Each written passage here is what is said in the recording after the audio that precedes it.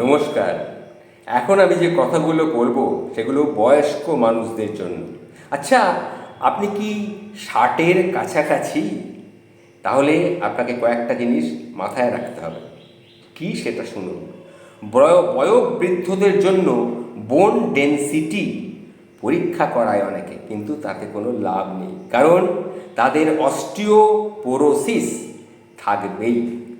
আর বয়স যত বাড়বে এর মাসটাও তত বাড়তে থাকবে, সেই সাথে বাড়বে হাড় ভাঙার ঝুঁকি।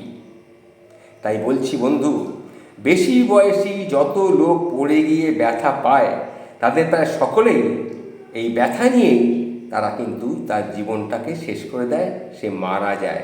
পড়ে গিয়ে সবসময় হাড় না ভাঙলেও পতনের দৈহিক ও মানসিক ঝাঁকুনি আপনার মনকেই ভীষণভাবে পর্যুদস্ত করে দেয়, যার ধকল হয়তো আপনি সামলাতে না পেরে মৃত্যুর দিকে ধাবিত হন।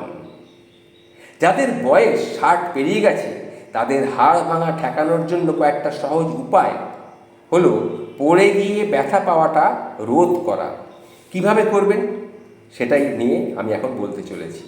আমি একটি গোপন এই রহস্যটিকে 4টে এতে ভাগ করছি।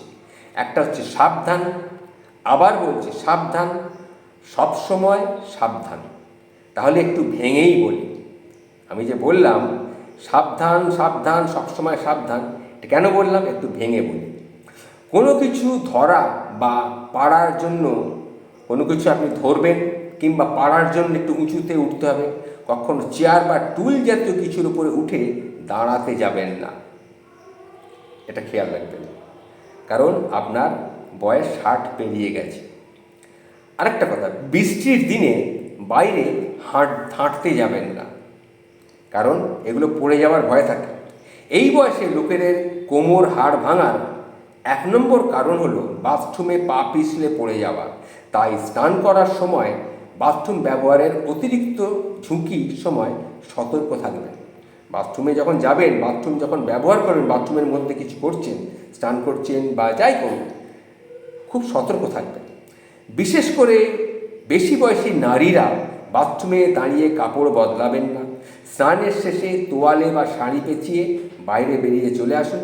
তারপরে ধীরে সুস্থে চেয়ারে বসে বা বিছানায় বসে আস্তে আস্তে করে সেগুলো কাপড় টাপড়গুলো বদলান, কাপড় টাপড়গুলো ছাড়ুন, গাটা মোছামুছির কাজ করুন, কারণ যে কোনো সময় অন্যমনস্কায় বাথরুমের মধ্যে পড়ে যেতে পারেন। বাথরুমে ঢোকার আগে ভালো করে মেঝেটা ভেজা আছে কিনা দেখে নিন। ভিজা মেঝেতে বেশি হাঁটাচলা করবেন না, তাতে কিন্তু বিপদ হতে পারে। কেবল কোমর ব্যবহার করার চেষ্টা করুন। হাঁটু ভাঁজ করে বসার পর কোমর যদি না থাকে বা ব্যবহার না করেন, তাহলে আপনাকে সাধারণ প্যানের মধ্যে হাঁটু ভাঁজ করে বসতে হবে। এই উঠতে গেলে অনেক সময় বেগ পেতে হয় এবং পড়ে যাওয়ার সম্ভাবনা কিন্তু খুব বেশি থাকে। সম্ভব হলে কোমর থেকে ওঠার সময় হাতে টান দিয়ে ধরার মতন একটা হাতল দেয়ালের সঙ্গে লাগিয়ে রেখে দিন, তাহলে আপনার উঠতে সুবিধে হবে। স্নান করার সময়ও বসার জন্য টুল ব্যবহার করুন। আর একটা কথা বলি, চোখ বন্ধ করে মাথায় পানি বা জল ঢালবেন না, এটা খেয়াল রাখবেন। এরপরে বলি আরেকটা কথা, রাতে ঘুমোতে যাওয়ার আগে দেখে নিন ঘরের মেঝেতে কিছু পড়ে আছে কি না, যাতে আপনি ঘরের মেঝেতে হয়তো রাত্রে বাথরুম করতে উঠলেন, হোঁচট লেগে আপনি পড়ে গেলেন, আর দেখবেন মেঝেটা যেন জল টল বা ওই জাতীয় কিছু না থাকে, এই ব্যাপারে সতর্ক থাকবেন। আরেকটা হচ্ছে, রাতে ঘুম ভাঙলে বিছানা থেকে নেবেই সঙ্গে সঙ্গে বাথরুমে যেতে যাবেন না।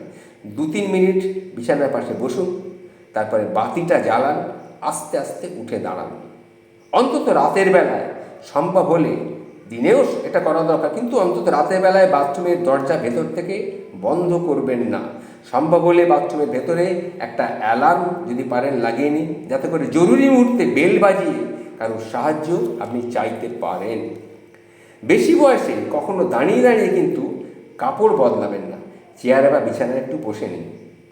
আরেকটা কথা বলি, সিঁড়ি দিয়ে ওঠার সময় রেলিংয়ে একটা হাত রাখুন। 2 পাশের পকেটের মধ্যে হাত ঢুকিয়ে বা হাতে কোনো জিনিসপত্র নিয়ে সিঁড়ি দিয়ে ওঠা বা নামা করবেন না, সিঁড়িতে পা রাখবেন না। একদিকের অন্তত রেলিংটা বা সিঁড়ির দেয়ালে হাত রাখার চেষ্টা করবেন, যাতে করে পড়ে না যান। যদি কখনো পড়ে যেতে থাকেন, তখন চেষ্টা করবেন দু হাত প্রসারিত করে মাটি বা মেঝেটা ধরে ফেলতে।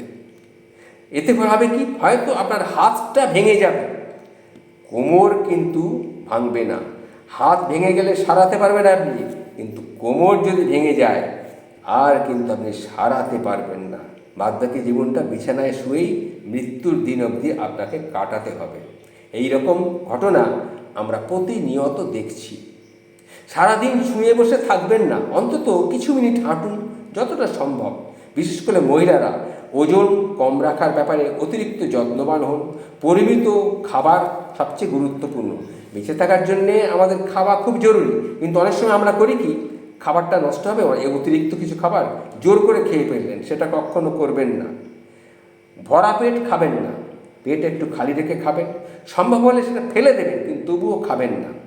আর বাইরে একটু রোদ লাগাবার চেষ্টা করবেন, তাতে করে আপনার ভিটামিন ডি আপনার হাড়কে কিছুটা শক্ত করবে। আর একবার পড়ে গিয়ে বড় ধরনের ব্যথা পেলে গড়ে 10 বছর কিন্তু আপনার আয়ু কমে যাবে। বৃদ্ধ বয়সে কোনো অপারেশনই ভালো কাজে আসে না। আর ওষুধ খেয়ে বিছানায় শুয়ে শুয়ে চিকিৎসা, এটার অর্থ হলো কেবল মৃত্যুর দিনগুলো গোনা। তাই সাবধান থাকার কোনো বিকল্প নেই। এই কথাগুলি আমি বললাম বয়োজ্যেষ্ঠ বন্ধুবান্ধবদের জন্যে। যদি দয়া করে আপনারা এগুলো মানতে পারেন, আপনাদের উপকারী হবে। ভালো থাকবেন।